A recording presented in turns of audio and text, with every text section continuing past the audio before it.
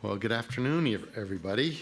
It is great to be with you, and I want to thank you for your presence during this day of conversations about global migration and the status of refugees around the world. And I do wish to express my appreciation to our Institute for the Study of International Migration and our Berkley Center for Religion, Peace, and World Affairs for bringing us together today. In this gathering, we initiate a new and sustained effort at Georgetown, the Global Refugee and Migration Project, a university-wide effort supported by our Board of Regents that will provide opportunities for students, scholars, and practitioners to develop new approaches and policy recommendations related to international migration.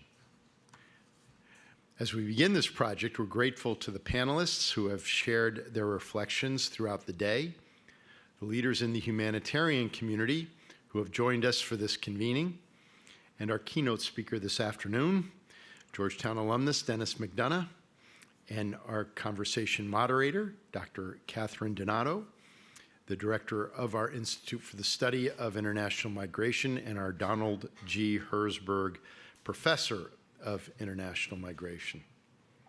I'd like to offer a special word of welcome to Father Leo ODonovan, who has been serving, he's right there in the back, who has been serving as the Director of Mission for the Jesuit Refugee Service here in the United States.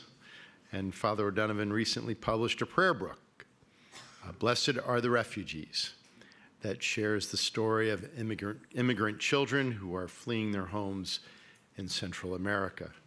So, Leo, thank you for your presence today. It is an honor to have you back here. And a privilege to be able to welcome you back to your community. As you all know, we're living through a period of extraordinary dislocation. It's been the subject of our conversations this afternoon. More than 68 million people have been forced from their homes in search of safety and security, seeking better lives for themselves, their families, their children. Of this 68 million, 25 million are refugees, and half of all refugees today are children. This is an unprecedented global challenge. And across this room and across our university, there are members of our community and leaders in the international community who are seeking to respond to this challenge, who are bringing their very best and the best of this university to bear on this complex humanitarian challenge. There's perhaps no global issue more pressing than the plight of our world's refugees who, because of violence and war, a changing climate, insecurity, and lack of opportunity, are compelled to pursue a better life. Over the course of our recent years, our community has sought to more deeply engage this challenge. A little over a year ago, we welcomed Archbishop Silvano Tomasi, the Secretary of the Vatican's dicastery for promoting integral human development, to our campus to reflect on a new initiative that had just been launched by our Holy Father, Pope Francis. This 2-year initiative, known as Share the Journey, aims to inspire action among our global community, calls us to stand in solidarity with migrants and refugees, and to embrace, in the words of Pope Francis, a culture of encounter. A culture of encounter encourages a respect and care for our neighbor that, again, in his words, quote, returns to each person their dignity as children of God, the dignity of living, close quote. Pope Francis urges us as a global community to draw upon this connection, this encounter, to deepen our solidarity with our immigrant and refugee sisters and brothers. Here at Georgetown, we've sought to address this responsibility through the work of our Institute for the Study of International Migration and their certificate program, through the research and outreach at our Berkley Center, through our partnership with Jesuit Worldwide Learning and refugee camps around the world, through the scholarship and teaching at our law center's Human Rights Institute and our Immigration Law Journal, and the advocacy of our Center for Applied Legal Studies, a clinic that represents refugees seeking political asylum in our country. We add to our work the Global Refugee and Migration Project, And these efforts and many others remind us that we must foster a global conversation that affirms the humanity and dignity of every migrant, of every refugee, in order to ensure that we can fulfill our responsibilities to one another. As we reflect on these responsibilities, it's truly an honor to be here to introduce a distinguished public servant and Georgetown alumnus, Denis McDonough, who for almost 4 years served as President Obama's Chief of Staff. He worked closely with President Obama on the most significant domestic policy, national security, and management issues during this period, and was responsible for managing the White House staff, cabinet secretaries, as well as agency leaders.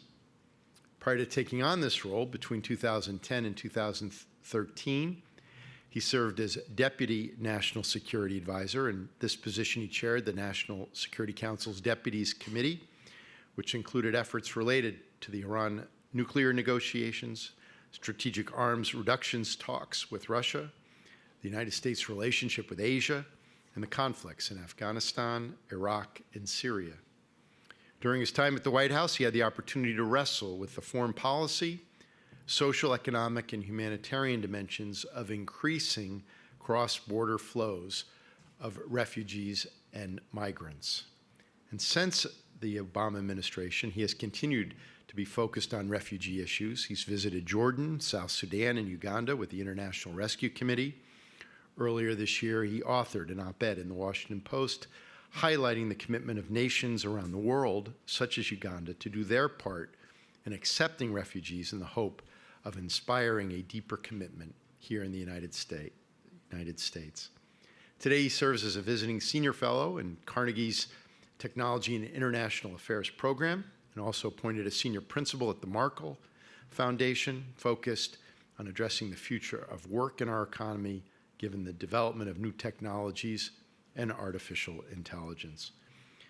Knowing how deeply all of you are engaged in this question, I don't know that we could have a better keynote speaker today than have with us Denis McDonough. Please join me in welcoming him to the podium.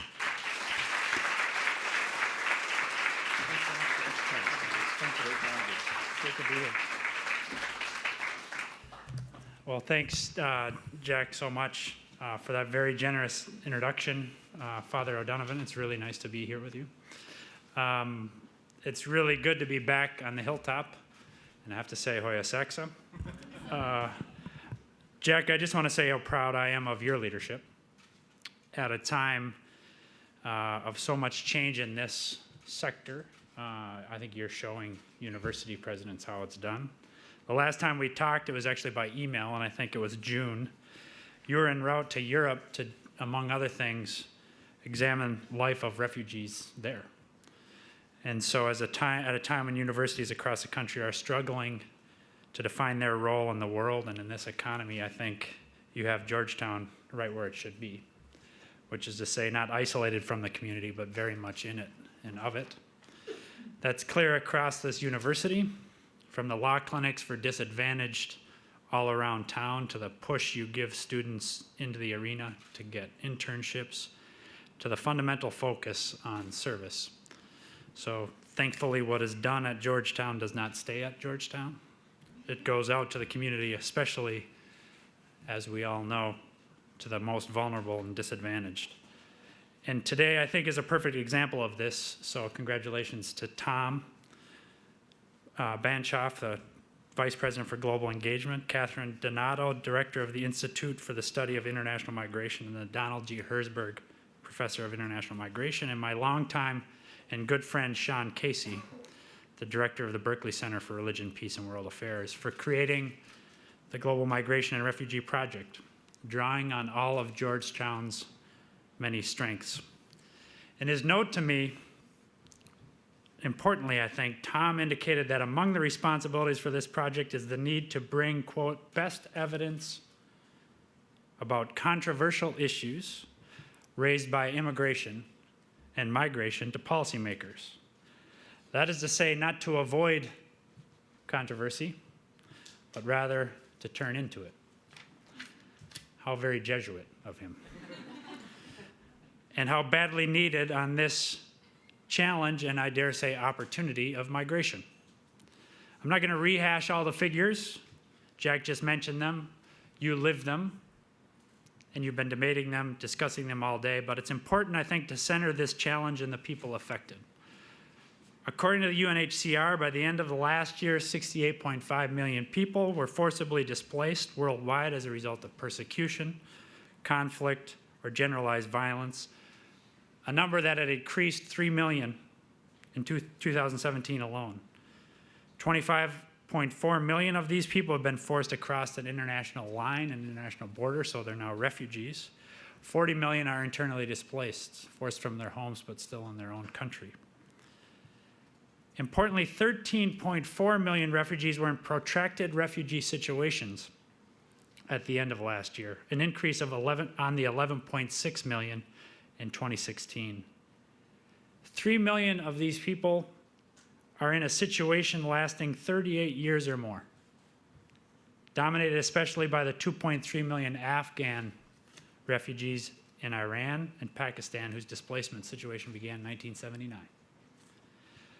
So it's a big, long-lasting problem, and by any indication is only going to get bigger.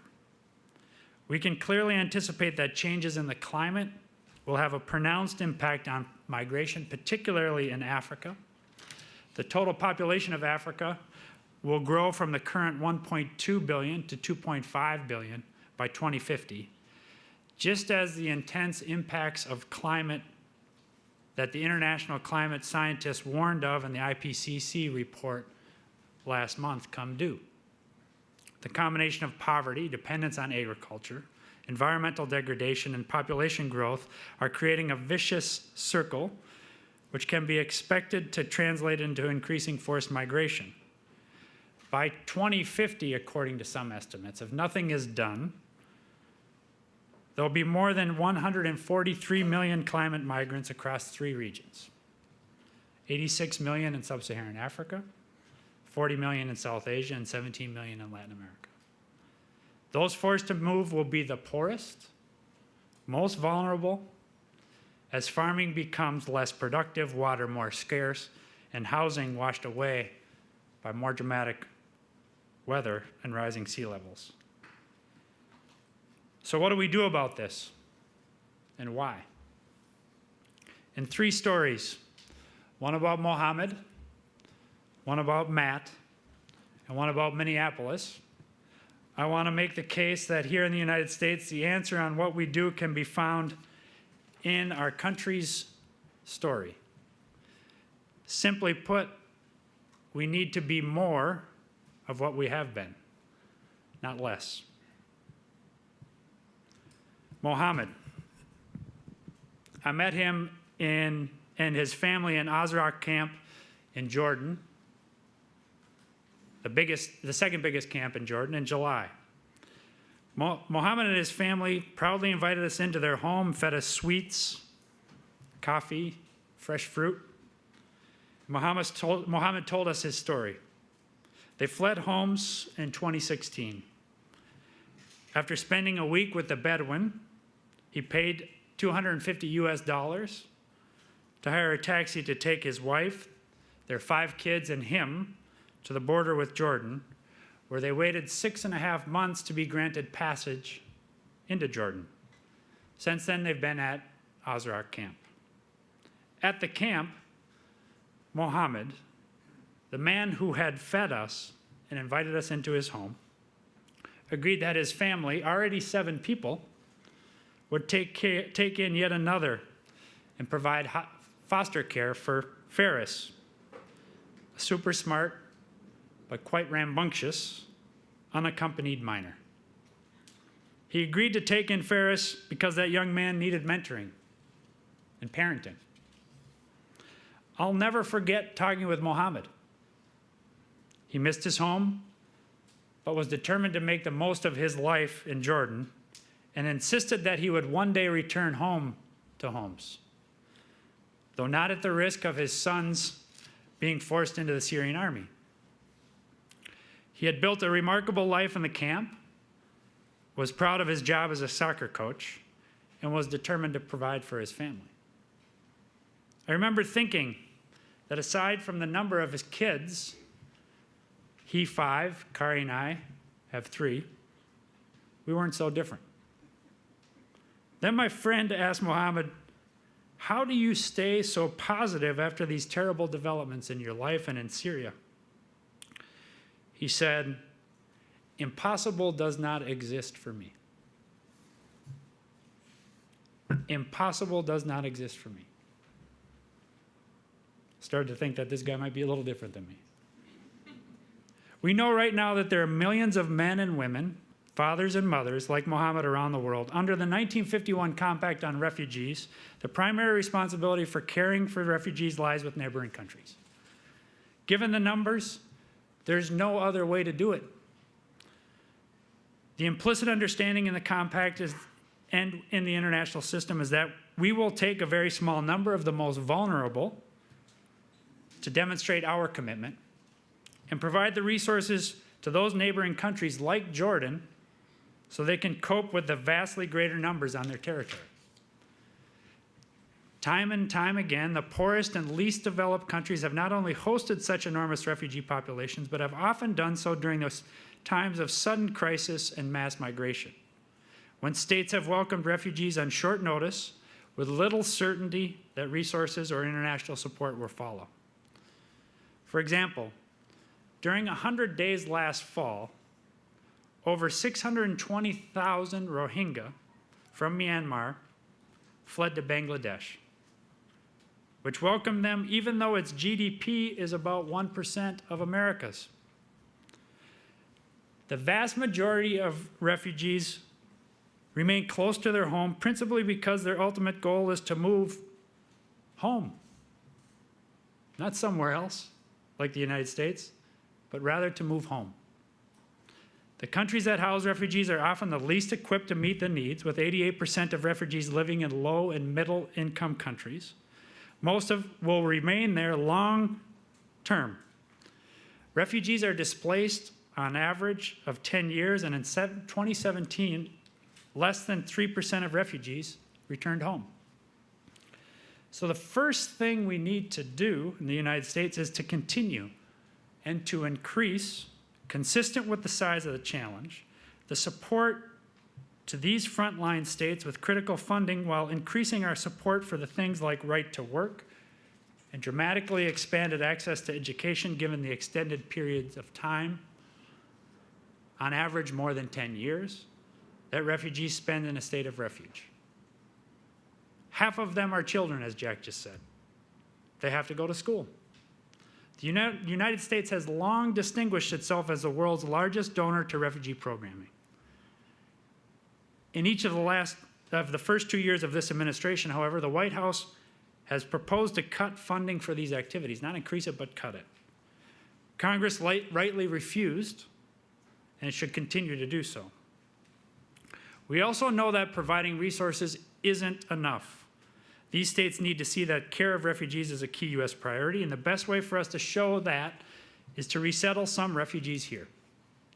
Such resettlement from countries of first refuge to a new state like America is reserved for the most vulnerable of this population, those with safety, medical, or family reunification needs that cannot be resolved in host communities. Only the most vulnerable, just 1% of refugees, even have access to resettlement. The U.S. has agreed to resettle a very small portion of the overall global population of refugees. Since 1980, just about 3 million refugees have come here, less than 1% of the total. In return, we have not only benefited by getting an infusion of remarkable talent from those 3 million refugees and their families, but we've garnered international burden sharing for the costs of this massive challenge and mitigated regional conflicts whose broader expansion would threaten our interests, without a doubt. That brings me to Matt. It was 1978 or 1979 that I met the Din family. Our parents, with 10 kids of their own, me being the 9th, sponsored the Din family for resettlement through our parish, St. Mike's in Stillwater, Minnesota. Millions of families and thousands of parishes had done the same thing in the late 1970s, in early 1980s, when we resettled nearly a million Vietnamese refugee families in the United States. Near the end of April 2015, my mom, already then falling prey to dementia, and my brother Bill went to lunch at Matt Din's restaurant in Stillwater, Minnesota. Matt, now a small business owner and mother of several highly successful children, college graduates all, living across the United States, told my mom and my brother that week was a special week, that she'd been thinking about our mom all week. 40 years prior, almost to the day, late April 1975, Matt and her family had been in one of the last helicopters to leave Saigon. That day, the Din family started a journey, long and arduous, that ended in Stillwater, Minnesota, 3 or 4 years later. "You saved my life," Mrs. Din said to my mom. So what is it that we do today in light of this challenge? Exactly what we have done for about 3 million people like Matt Din and her family since 1980. Maintain this historic commitment to resettled refugees. But both here and in the United States, and in like-minded countries, we should also get smarter how and where we resettle. We can begin by using matching algorithms to increase employment options. In collaboration with the Stanford Immigration Policy Lab, the International Rescue Committee analyzed 70,000 resettled refugees over the past 5 years. Use of that matching algorithm generated a predicted 45% increase in employment rates. In Switzerland, a similar retrospective analysis suggested that applying this machine learning algorithm would generate an 80% increase in employment outcomes.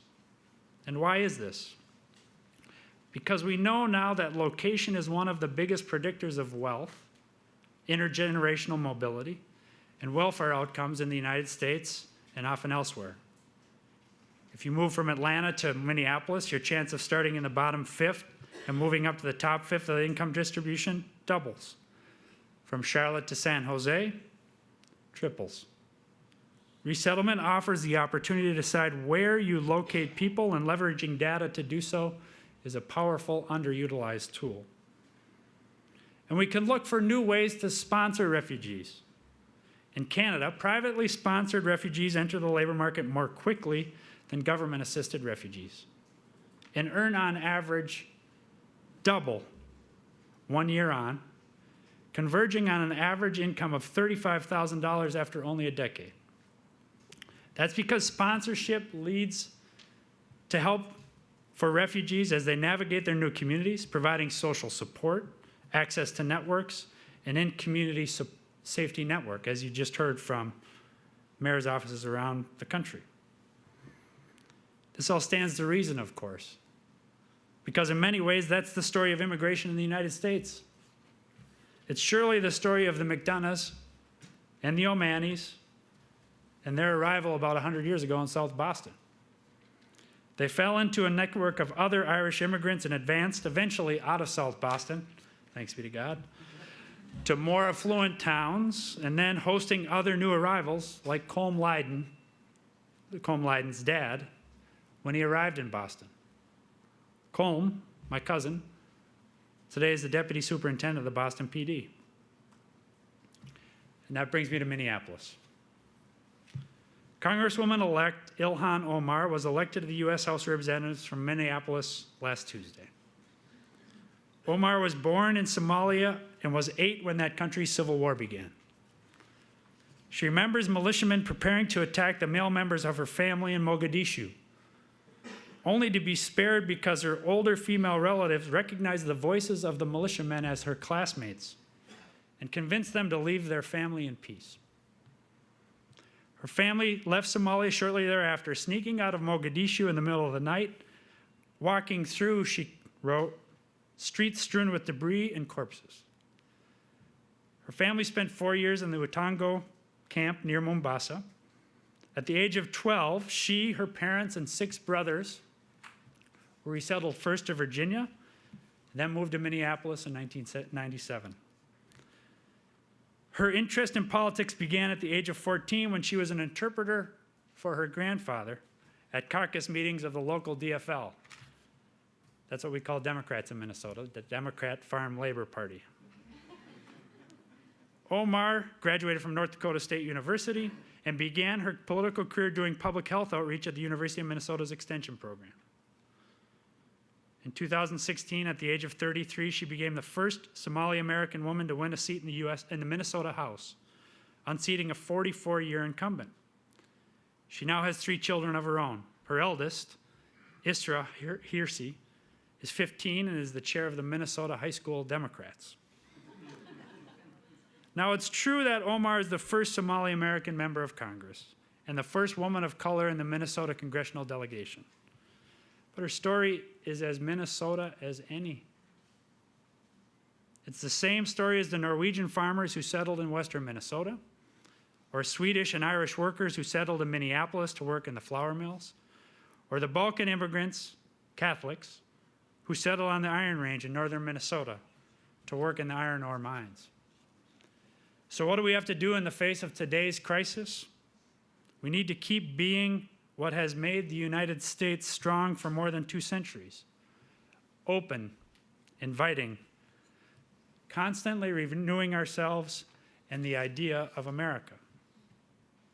Now, that may sound hopelessly naive, especially in light of the campaign that was just waged and the president's successive decisions to reduce the number of authorized resettled refugees here.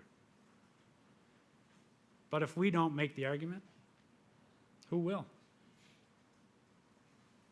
And by the way, when we do make the argument, it works. It's almost exactly 3 years ago that the horrendous attack on the Bataclan in Paris, followed by the horrendous attack on a holiday party in San Bernardino, left successive governors threatening to refuse to allow entry in their states for refugees who sought to resettle in the United States, suggesting that refugees posed an untenable threat of terrorism, even though we've never had a terrorist attack by a refugee here. None of those governors succeeded in stopping refugees being resettled in their states. And in the 2 years that followed, we saw historically high levels of resettlement across this country. None of those governors succeeded. That's because we made the argument. And that's because Americans see themselves as a country of refugees. That's the result of last week's elections, which, according to one conservative commentator, resulted in the most pro-immigration House of Representatives since the 19th century. That's the finding of a recent International Rescue Committee-led focus group of Republican voters. Participants believed, quote, helping children and families and keeping them safe and protected from violence is an American value. And that is the view from the most celebrated, that is the view of people from the most celebrated Republican president of the last several decades to a young boy in New York. In his farewell address in January 1989, President Reagan said the following: I've been reflecting on what the past 8 years have meant and mean. And the image that comes to mind like a refrain is a nautical one, a small story about a big ship and a refugee and a sailor. It was back in the early 80s at the height of the boat people. And the sailor was hard at work on the carrier Midway, which was patrolling the South China Sea. That sailor, like most American servicemen, was young, smart, and fiercely observant. The crew spied on the horizon a leaky little boat, and crammed inside were refugees from Indochina hoping to get to America. The Midway sent a small launch to bring them to the ship and to safety. As the refugees made their way through the choppy seas, one refugee spied the sailor on the deck and stood up, called out to him. He yelled, "Hello, American sailor. Hello, freedom man." More than 25 years later, Alex, a 6-year-old resident of New York, wrote a letter to President Obama, dated August 21, 2016. "Remember the boy who was picked up by the ambulance in Syria? Can you please go get him and bring him to my home? Park in the driveway or on the street. We'll be waiting for you guys with flags, flowers, and balloons. We will give him a family, and he will be our brother." So what do we need to do now, and what's the narrative about what we do now? Let's all be freedom men and women. Let's all give him a family, and he will be our brother. That's the narrative for this great challenge today, just as it has been the narrative for this great country for more than 240 years. I look forward to your questions. Thank you very much.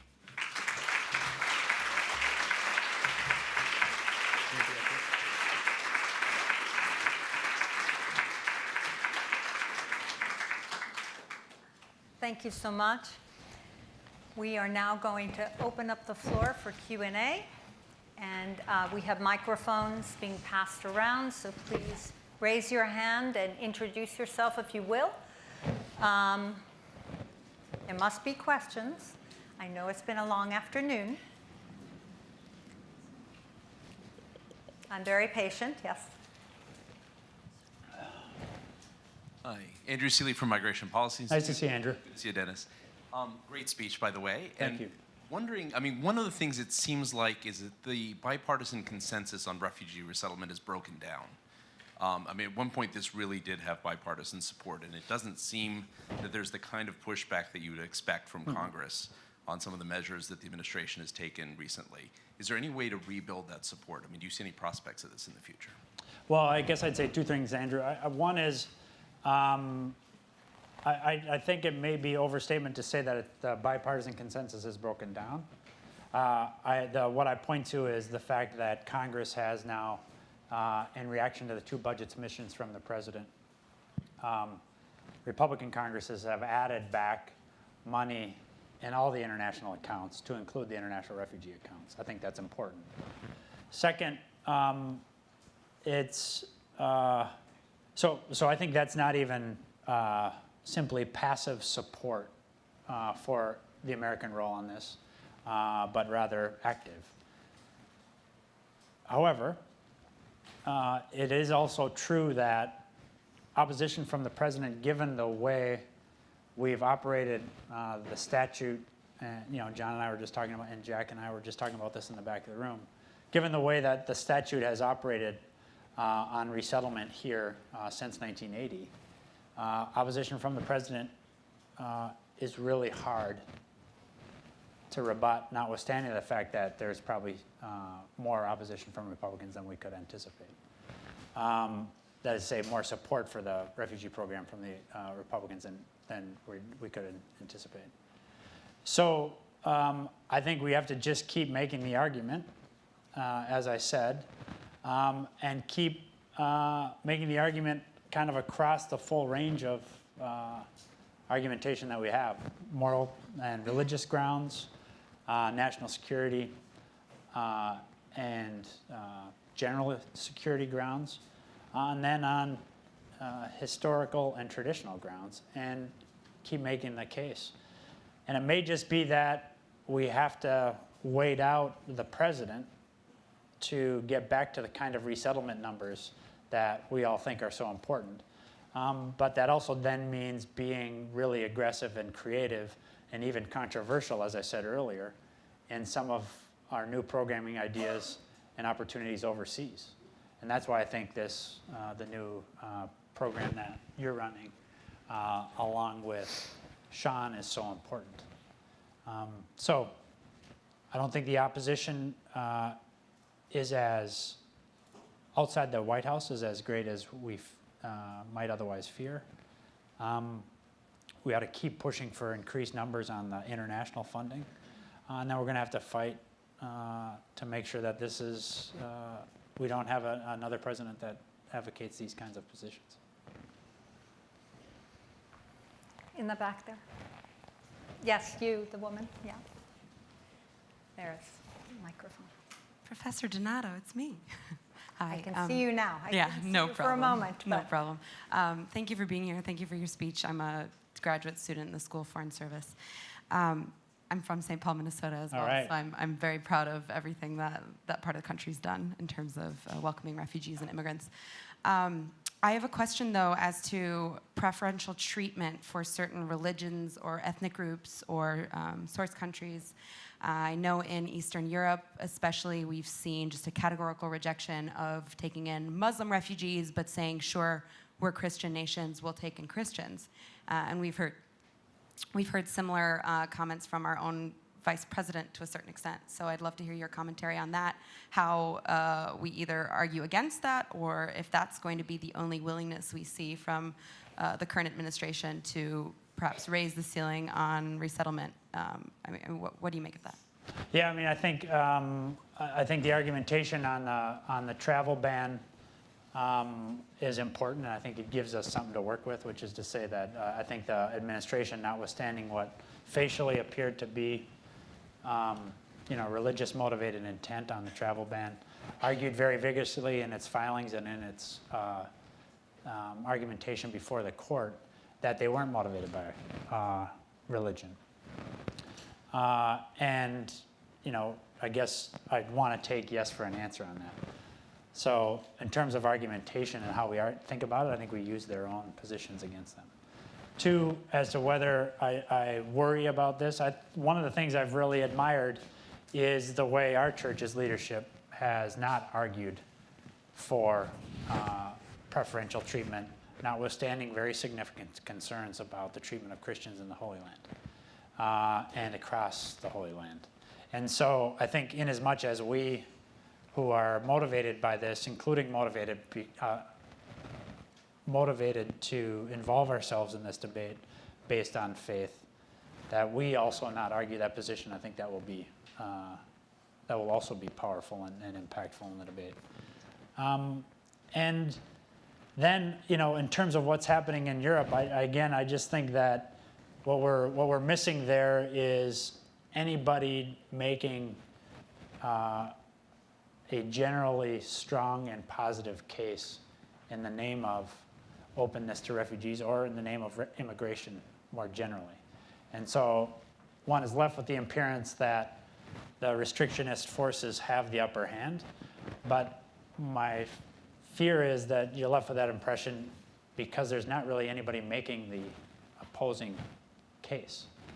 And so one thing that we can all do is continue to press on like-mindeds in Europe and in the U.S. to not shirk our responsibility to make the case in the ways that I think Jack was talking about in his comments. That is to say, recognizing that our church's teaching is that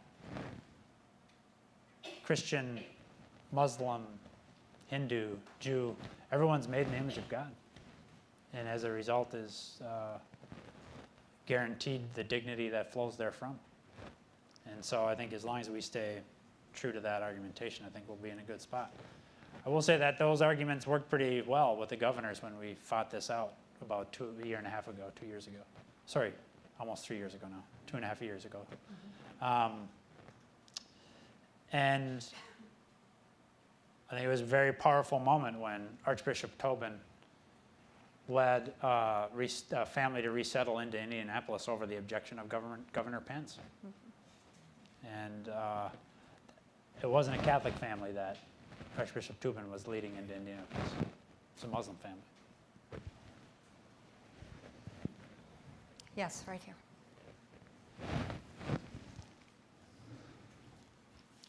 Hi, my name is Mena Mohammed. I'm a student here at Georgetown. I'm also an intern at Jesuit Refugee Service. So I know that you briefly mentioned in your talk that we need new innovations in the way that we protect refugees in the U.S. So what directions do you think that the Office of Refugee Resettlement needs to go to in innovating its programs to best serve the needs of refugees? Thanks. I think what was really interesting, I think two facts are really interesting, is one is the spontaneous reaction to the first weekend of the travel ban and how many people turned up in airports. And then two is a concomitant increase in support for organizations like the Committee on Refugees and Immigrants and others, the support that flowed as a result of the reaction to the travel ban. Those are two data points that I believe suggest pretty broad popular support for the idea of resettling refugees in the United States and supporting refugees in the United States. And I think figuring out some new innovations that call on that broader and deeper popular support for refugees, even as their government supported, would be interesting. And I do think in Stillwater, Minnesota, there were not any Vietnamese people. We were Irish Catholics, and we stood out as against the Lutheran Swedes, right? I mean, so it was a very non-diverse place in 1978 and 1979.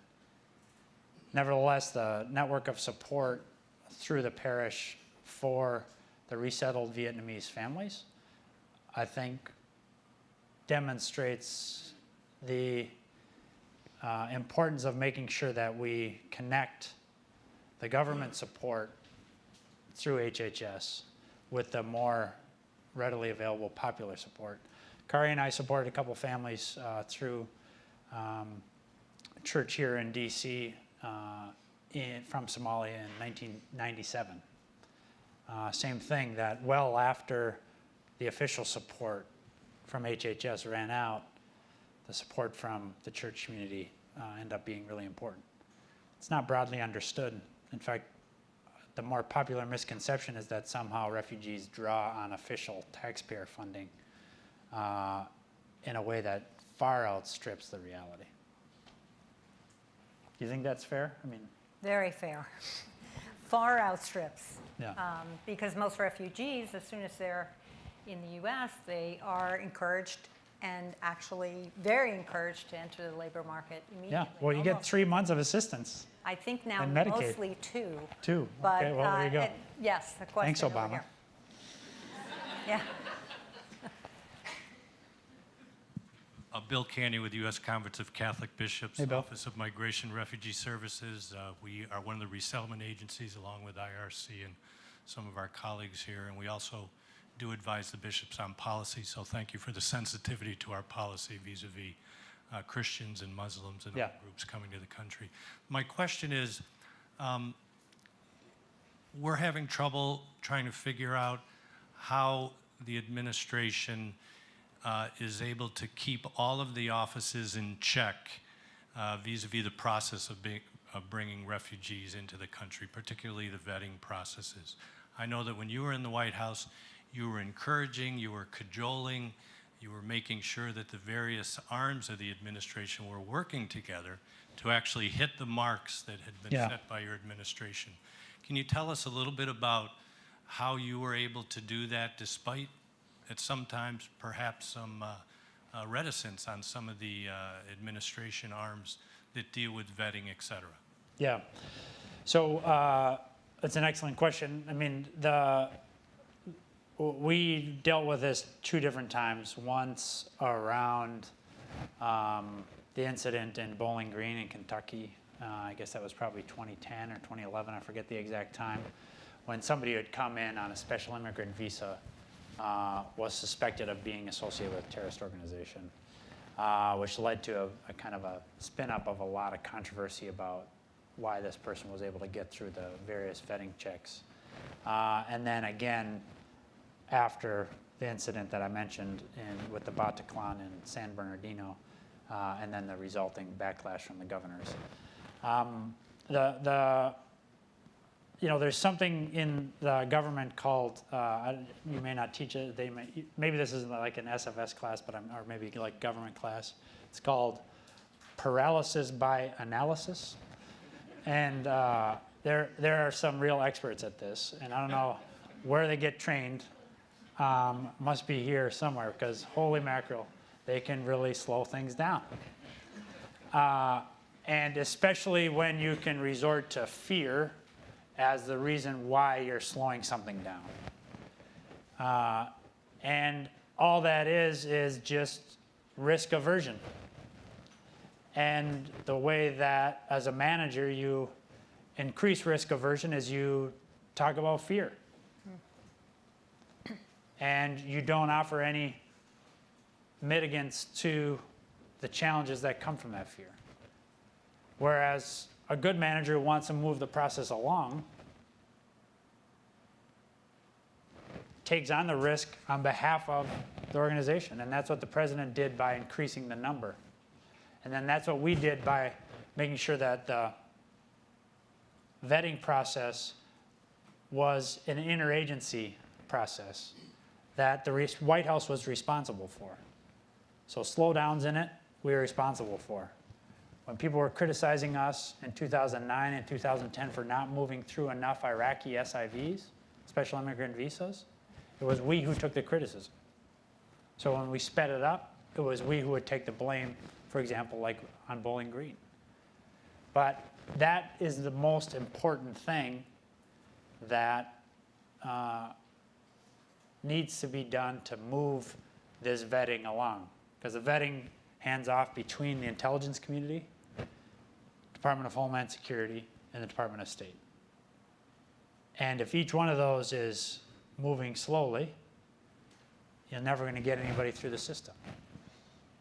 But if somebody is keeping the heat on them and taking the risk off them, then you can move it, right? That's the most important thing as a management step. I think the thing that will have the most impact is public pressure on the White House to at least meet the target that they set. So the targets that they set last year were 40,000, this year 35 or 30. So last year they said 40, but did what, 17, 19, something like that?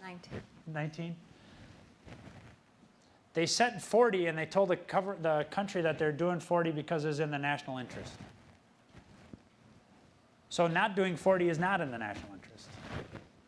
The people who argued for 40 were the Secretary of Defense and the Secretary of State. I think they should be asked in public session, why is it that the government is not doing what you've determined is in the national interest? And is it because there's some unnamed bureaucrat in the White House who's undercutting you? That used to be what they said about me. Right? But it wasn't unnamed at the time. So these guys should do what they tell the country they're going to do. And when they don't, they should be held to account for it.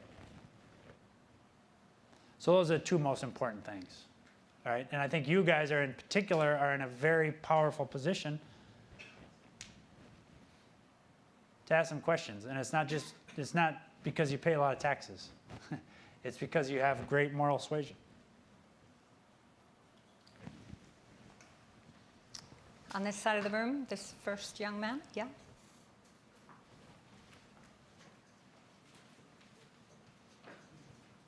Thank you very much for your talk to us this evening, Mr. McDonough. Thanks for I'm having a me. sophomore in the School of Foreign Service, and I'm also a Global Refugees and Migration Fellow at Excellent. the Berkley Center in the ISAM. Excellent. My question is, what are the best possible ways in which the U.S. government can dispel any misconceptions about the threat of refugees when they come into the United States, especially considering that they go through such an extreme vetting process and there are no terrorist attacks when they do come to the United States? Yeah, I think just tell the truth. The most important thing is to witness the truth. That ended up being quite powerful in the debate that I mentioned to you about the governors a couple of years ago. And those facts have not changed. And so I think the most important thing is making sure that we have the government telling the truth about what's happening. And so how does that happen when it doesn't seem to necessarily be the inclination of the government to do so. I think, maybe we can see Congress start to ask for reports from the administration on whether it's living up to the commitments it's made to the country or not. And if not, why not? I think the bottom line, though, here is the truth is a powerful antidote to the lies about where the threats come from. I think we just got to get the truth out. Yes. Hi, my name is Marguerite. I'm a senior in the School of Foreign Service. We've been talking a lot about refugees who are resettled to the United States. How does this issue connect with asylum seekers who might arrive without any official documentation, or the issues that undocumented populations within the U.S. face? It's fair. I think it's a good question, and I think the way I think it interacts is that the same traditions that we've had in our country of giving a fair hearing to asylees and having a predisposition not only to fair hearing but to empathy is consistent with being a freedom man, and I think that's what we should do. And the question, you can't help, I couldn't help reading, when I was reading my teammate Jenny Wang found the President Reagan speech. And I couldn't help in reading that, to not think of all sorts of things, to include what it's like to cross the Mediterranean right now, but also what it's like to cross the desert in northern Mexico, what it's like to leave Cuba by boat. And if our answer historically were to have been, you need to present yourself with all your paperwork at official port of entry, I think the history of the United States would be different. And by different, I mean worse. And so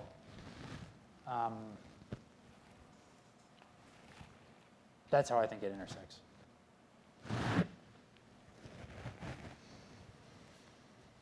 In the back. Thank you so much for your talk. My name is Mary Giovanoli, and I am the Executive Director of Refugee Council USA. And very much appreciate the points you're making, both about accountability and about, the role we have to play in just continuing to put the message out there on all the different angles. But one of the things we also have to think about, and I think you said it very ably in your speech, is that the nature of the refugee and displaced person problem itself is changing. And with climate change and with poverty and a host of other things that are coming, so is the challenge, I guess, of what we mean when we say we're protecting refugees. And I'm really curious if you have any advice for us about how to start sort of building out that broader understanding and making those links. And this is a question really that kind of came up at various times today about making the links across communities to both support the current refugee needs and protection and movement, but also start to redefine what we mean by that, given the changes in the world. Yeah, it's a very interesting question, and I guess I'll try my answer, and you tell me if I'm out the wrong vector here. But I mean, the arguments we need to win today for the migration challenge today, we obviously have to win for the long haul. But for the long haul, they're just a different set of arguments that we're going to have to break through. Once we break through on these questions of xenophobia and other questions, economic dislocation and insecurity, we're going to have to start talking about the fact that as Africa's population is doubling, right? Europe's is staying flat or decreasing. So there's going to be an economic imperative for some of those migrating people to help populate states that are not populating themselves. And that ends up being a whole different set of questions that the extent to which we win this argument today will be in a much better position to argue it later. But I'm not sure I'm picking up, since I missed a lot of the earlier discussion, that I'm picking up this question of linkages. And so I want to make sure that I'm being responsive on that, and I'm fairly confident I'm not being. No, I think you're on the right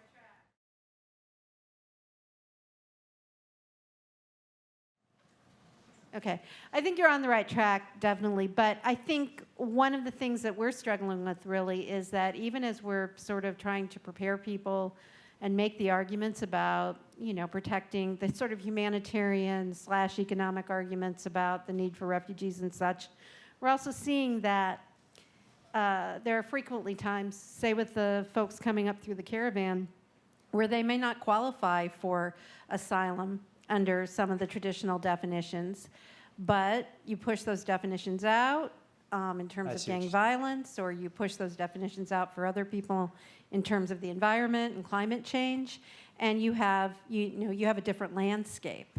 So I think your first answer really does address how we have to sort of do our arguments in stair steps, but we also have this challenge of sort of, I think, the substantive nature of the refugee issues changing. Yeah, well, so this goes back to the challenge we had. You know, I've talked to John Monahan now over the course of the last year about my interest in refugees. A lot of it goes back to that experience with the Din family in our parish in 1978 or 79. I can't remember the year exactly. But a lot of it also goes to the ongoing debate in Syria, which, you know, I'll just be very candid with you, is something I think about every day. But then also the challenge crisis, really, that we had in 2014 on unaccompanied kids at the border. And that was a very trying period for us as a White House and our relationship with a lot of our friends and stakeholders in the community. Because we were making decisions about enforcement and about asylum proceedings that stem from the fact, as President Obama said at the time, he was elected to be president of this sovereign state. And as president of this sovereign state, he had to and would enforce our sovereign borders, which means fair hearing in an asylum proceeding does not mean every asylum proceeding goes in favor of the pleadant or the person asking for asylum, right? Fair means fair. Now, interestingly, I think our country, better than any country in history, has allowed our courts to migrate that definition over time based on facts. And we ought to continue to do that rather than let it be directed by emotion in one way or the other. Because if we do that, we're going to end up with judges of the type that I fear we're going to see a lot of over the course of the next 2 years, which will be arguing restrictionist policies on emotion grounds, not on fact-based grounds. And so that's a big challenge for us, and that's why we have a lot of really smart lawyers like you. Can I just follow up? Yeah. So the president did sign a proclamation recently about asylum seeking, He in did. fact, last week. So He I did. wonder what your thoughts are on that. I think it's a big, major mistake. Because I think it's an intrusion of the executive on a set of decisions traditionally reserved for the courts. So I think it's an overreach constitutionally. I think it's a mistake to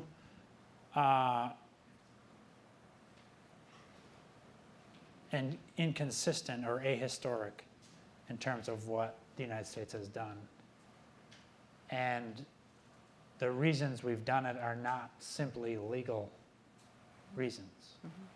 There's national security and ethical reasons that we've done it. And that's paid huge dividends to us in terms of both the infusion of people that we get into this country, but also the message that we've sent around the world. And so I think the president's decision is an overreach. I think it'll be interesting to see how this plays out in the courts.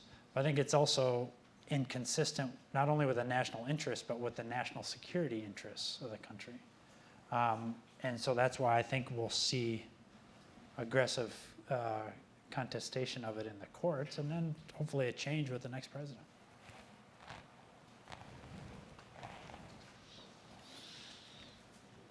Thank you. My name is Anna Kanjos. I'm a graduate student in the School of Foreign Service and also a fellow with ISOM.